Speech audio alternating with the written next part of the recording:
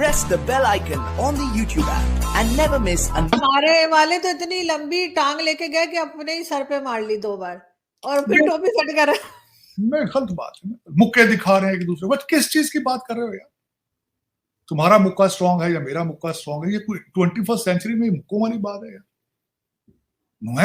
मैं तो डिप्रेस होके वहां से आया था ना मिड 80s में। पंजाब यूनिवर्सिटी में हम 4-5 दोस्त गए थे, स्टूडेंट थे, हम सारे डिप्रेस थे। मैं कहा क्या ड्रामा है यार, नफरतें कर रहे हैं। बल्कि मैं हरमंदर साहब गया हूँ, जब गोल्डन टेम्पल हरमंदर साहब जाता हूँ, जब भी वहां पे शाम के वक्त जब इनका परेड का टाइम होता है, वो नारे लगा रहे, वो बसों वाले, वैगनों वाले, रिक्शों वाले कह रहे होते हैं आए बॉर्डर, आए बॉर्डर। और जब मैं 2-3 दफा जब भी सुना तकलीफ हुई है। मैं बल्कि जब भी सभी को जय हिंद दोस्तों, आप सभी का हार्दिक स्वागत है जय हिंद रिएक्शंस पे। तो आज हम आपके लिए एक बहुत ही स्पेशल और एक इंटरेस्टिंग वीडियो लेकर आए हैं, जिसमें आप देखेंगे पाकिस्तान की मशहूर पत्रकार और हम सबकी चहेती आरजू काजमी जी, जो कि हाल फिलहाल में ही वाघा बॉर्डर से होके आई हैं, और इस वीडियो में वो अपना एक्सपीरियंस बताएंगी। और उनका स्पेशल गेस्ट होंगे साजिद तारड़ा साहब, जो कि एक जबरदस्त पॉलिटिकल एनालिस्ट हैं। वो पाकिस्तानी मूल के हैं और अमेरिका में रहते हैं, पर भारत और पाकिस्तान के रिश्तों पे बहुत ही जबरदस्त पकड़ रखते हैं। तो ये वीडियो बहुत इंटरेस्टिंग होगी। ये दोनों अपने किस्से शेयर करेंगे भारत को लेकर। तो ये वीडियो बहुत ही ज्यादा इंपॉर्टेंट होने वाली है और इंटरेस्टिंग होगी। तो इसे अंत तक देखें, और चैनल पे नए हैं तो चैनल को सब्सक्राइब कर दें, ताकि हम आपके लिए ऐसी लेटेस्ट और इंटरेस्टिंग वीडियोस लाते रहें। तो चलिए साथ मिलकर ये वीडियो देखते हैं। जय हिंद, जय भारत। वाघा बॉर्डर गया हूँ, मुझे अच्छा नहीं लगा वहां पे। मैं अच्छी फीलिंग्स लेकर नहीं आया बॉर्डर से। उसकी वजह ये है कि मैं बिलीव करता हूँ प्यार मोहब्बत में और हार्मनी में। That's what I believe. मैं समझता हूँ कि ये जो नफरत और एक दूसरे के साथ गुस्सा है, ये दे आर 21वीं सदी में नहीं होना चाहिए। ऐसे इसका मुजाहरा बिल्कुल ऐसे ही। इवन मेरा भी दिल चाह रहा था कि काश मेरे कुछ फ्रेंड्स वहां पर होते और ये कुछ मिनट के लिए ही सही, लेकिन हम मिल पाते। और वो जो एक मूवी थी ना संजय दत्त की, मुन्ना भाई एमबीबीएस, वो जादू की झप्पी वाली, वो मेरा बड़ा दिल कर रहा था। मैं तो बहुत इमोशनल हो गई थी सर। मैं तो बहुत इमोशनल हुई थी। मैं तो फिर जाऊंगा, जल्दी जाने वाला हूँ भारत इंशाल्लाह, और घूम के आऊंगा। मैं जब भी जाता हूँ हरमंदर साहब जाता हूँ। मेरी एक जगह है अपनी, मैंने जब जगह मार्क कर दी, इंदौर जाऊंगा, न्यू दिल्ली जाऊंगा, दोस्तों से मिलूंगा। मेरे तो कई अंकल्स हैं, कई इस तरह के, न्यू दिल्ली में भी जाऊंगा मैं तो एंड आई मिस देम। मैं कई दफा सिर्फ मेरे वो एक अंकल है इंदौर में, भाटिया साहब है, सरदार है मेरे अंकल। मैं अपने बाप की जगह उनको समझता हूँ। मैं सिर्फ कई दफा मैसेज छोड़ता हूँ, मैं कहता हूँ uncle ji I miss you, बस इतना सा मैसेज छोड़ता हूँ। इसी तरह का प्यार का मैसेज वो भी कहते हैं, वो भी मेरे बेटा कहते हैं। लेकिन I miss it. Indore is second home, क्योंकि मेरा भाई जो है जसदीप, वो इंदौर से है, वहां का डेली कॉलेज से पढ़ा हुआ है, बिल्कुल डुप्लीकेट कॉपी है एचईएसएन कॉलेज की। तो मैं जब भी जाता हूँ तो जसदीप के दोस्त हैं सारे वहाँ इंदौर में, मेरे लिए डिनर करेंगे। और सारे हैं, सरदार भी हैं, हिंदू भी हैं, मुसलमान भी हैं, जो जसदीप के साथ पढ़ते थे। तो वो इतना प्यार देते हैं आप सोच नहीं सकते। मैं काले मैसेज भी करते रहते हैं। मैं हैरान हूँ 12 रबीउल अव्वल पे मुझे इतने मैसेज आए हैं भारत से, आप सोच नहीं सकते। एक और बात आपको मैंने बताया, मेरे लास्ट नेम जो है आरजू, वो एक बिहार के अंदर एक तहसील है, उसका नाम तारड़ है मेरा लास्ट, और उस एरिया के अंदर तारड़ है। तो मैं हमेशा, वो मुझे ना अंकल, मामू, कोई मामू कहेगा, कोई चचा कहेगा, मुझे अंकल कहते हैं। लास्ट नेम उनके तारड़ है, लेकिन उनमें मेजॉरिटी जो है दे आर हिंदूज। तो मैंने अगले दिन उनको मैसेज किया, मैंने उनको साथ वो आर्टिकल भेजा वॉशिंगटन पोस्ट का, जो बिगेस्ट मंदिर इन न्यू जर्सी। तो मैंने उनको कहा कि आप जब भी आओगे अमेरिका मुझे विजिट करने, हम इकट्ठे जाके इस मंदिर को विजिट करके आएंगे। सारे बड़े खुश हुए।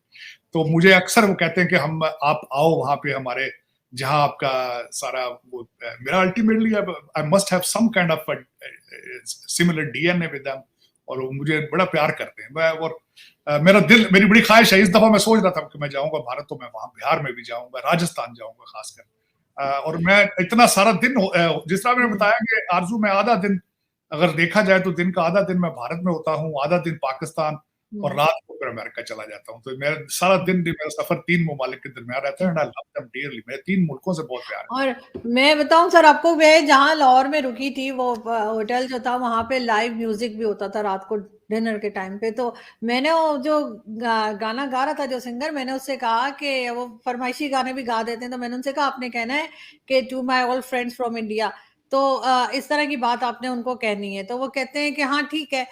तो उन्होंने कहा कि जी ये सॉन्ग जो है डेडिकेट किया है आरज़ू काज़मी ने अपने सारे अच्छा इंडियन फ्रेंड यहाँ बोलना था, उन्होंने बोला ही नहीं, ठीक है। बस ये बोल के तो मैंने उनको 2 से 3 बार कहा कि प्लीज आपने कहना है कि मेरे जो इंडियन फ्रेंड्स हैं उनके लिए है, लेकिन वो पता नहीं इंडिया बोल ही नहीं रहा था। अच्छा मैंने उसको पैसे भी दिए, उसने पैसे भी लेके रख लिए, उसके बाद भी गाना उसने गाया, लेकिन बजा ले जो उसने इंडिया का नाम लिया। तो इतना खौफ हमारे यहाँ फैला रखा है इन्होंने। नहीं, वो दर हकीकत एक तो खौफ है। खैर चीजें कुछ बेहतर हुई हैं करतारपुर की वजह से, लोग अब आ रहे हैं, जा रहे हैं, काफी वहां आते जाते हैं। लेकिन मेरे साथ भी इस तरह हुआ था एक दफा कि मैं और जसदीप और मेरे साथ एक फैमिली थी, भारत से आए थे सरदार, तो हम बैठे थे इस्लामाबाद। उस वक्त इस्लामाबाद होटल के अंदर रूफ टॉप के ऊपर बारबेक्यू होता था, तो हम शाम को वहां बैठे, वहां भी सिंगिंग थे। हम अंदर जाते गए तो उसने खुद ही खैर शुरू कर दिया था। उसने पहला गाना ही गाया, घर आया परदेसी, घर आया मेरा परदेसी। तो वो सारे हम बड़े खुश हुए। अच्छा मैंने शोले का गाना फरमाइश किया था, ये दोस्ती अब नहीं छोड़। तो मैंने कहा वो जो गाना उसने गा दिया, लेकिन इंडिया बोल के नहीं दिया उसने। मेरा इरादा था मैं ट्विटर पे लगाऊंगी, फिर मैंने छोड़ दिया। मैंने कहा जो उसने नाम ही नहीं लिया था। आपने खड़े होकर काम देना था। मैं डेडिकेट कर रही हूँ, मैं तो कर दे, तो मैं तो हर इसमें नहीं शर्माता। वो मैं रिकॉर्डिंग कर रही थी ना, कोई और था नहीं, मैं रिकॉर्डिंग कर रही थी। मेरे जब शादी की मैंने अपने लड़के की बच्चे की, तो तकरीबन 50 थे सरदार, 50-60 थे सरदार, जो आपने देखी, आप भी थी वहां। मैं एक मेरे लिए बहुत एक टची था कि सरीना होटल से जब हम निकल रहे थे सारे सरदारों को, मैं जब एयरपोर्ट छोड़ने जा रहा था, तो वो आप सोच नहीं सकते कि स्टाफ में से कुछ लोग रोना शुरू कर, सरदार जी आपसे, आप इतने दिन यहाँ रहे हैं, इतना प्यार और इतनी मोहब्बतें दे के जा रहे हैं, आप सरप्राइज, वो रोना शुरू हो गए थे। और सारा स्टाफ नीचे लाइन बना के खड़ा हुआ था जाके, जब वो दो थी वैगनें थी बड़ी बड़ी, जिसमें हम छोड़ने जा रहे थे। और सरदार मेरे जो भाई थे इंडियन, वो भी कई बड़े टची हो गए थे। लेकिन इस मैं बताता हूँ पीपल टू पीपल, मैं तो आरज़ू फर्स्ट हैंड एक्सपीरियंस करता हूँ। जब भी भारत जाता हूँ मैं भारत जब जाता हूँ, इस तरह लगता है जिस तरह बंदा अपने ननिहाल आया होता है। मैं इतने खुशी से हर जगह जाके मैं पाकिस्तानी लोग गले मिलते हैं, प्यार करते हैं, अनबिलीवेबल फीलिंग्स। बिल्कुल ऐसा ही है।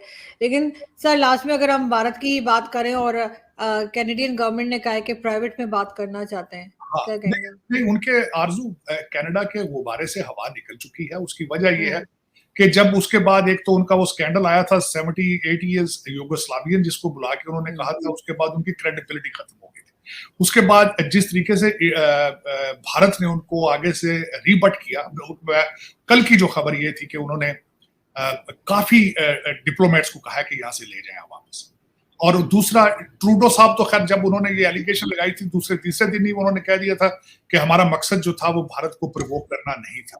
फिर उसके बाद दूसरी स्टेटमेंट में उन्होंने कहा था कि भारत 5वीं बड़ी इकॉनमी है, और दूसरा उनका जियो इस वक्त इकोनॉमिक्स और खासकर इंडो पैसिफिक के हवाले से उन्होंने कहा था जो उनकी सिग्निफिकेंस है, ताइवान के हवाले से पूरी दुनिया की नजरें इस वक्त भारत पे हैं।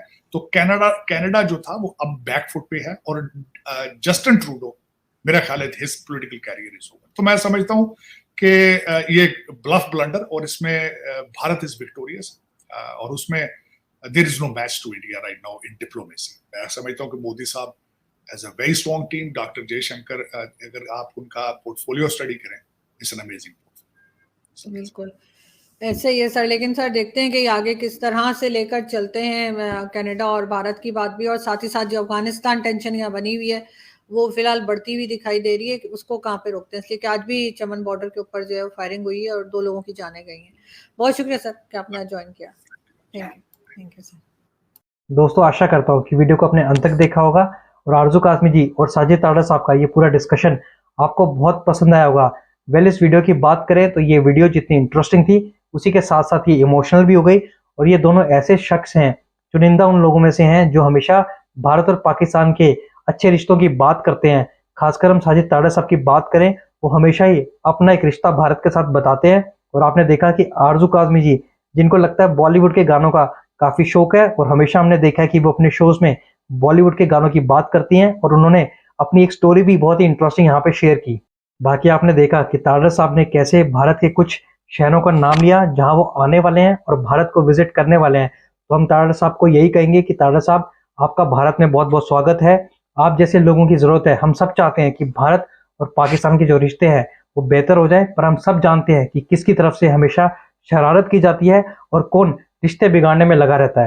बाकी लास्ट में मैं बात करूंगा इंडिया और कनाडा रिलेशंस की। तो जैसे कि हम जानते हैं कि भारत ने कनाडा के 41 डिप्लोमेट्स को और निकालने का फैसला किया है, जिससे पूरे कनाडा की हवा निकल गई है।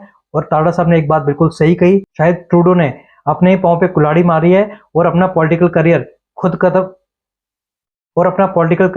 खुद खत्म किया है, क्योंकि इस टाइम भारत की जो डिप्लोमेसी है वो दुनिया में सबसे बेहतर और स्ट्रांग मानी जा रही है। खासकर हम मोदी साहब की टीम की बात करें, जिसमें जयशंकर साहब बहुत ही बेहतरीन काम कर रहे हैं। तो आशा करता हूं दोस्तों वीडियो आपको बहुत पसंद आई होगी। अगर आपको वीडियो पसंद आई है तो इसे लाइक और शेयर जरूर कर दें, और इस वीडियो के बारे में जो भी आपके विचार हैं आप अपने विचार हमें कमेंट सेक्शन में लिखकर जरूर बताएं। और एक बार फिर चैनल पर नए हैं तो चैनल को सब्सक्राइब कर दें, ताकि हम आपके लिए ऐसी लेटेस्ट इंटरेस्टिंग वीडियोस लाते रहें। जय हिंद, जय भारत।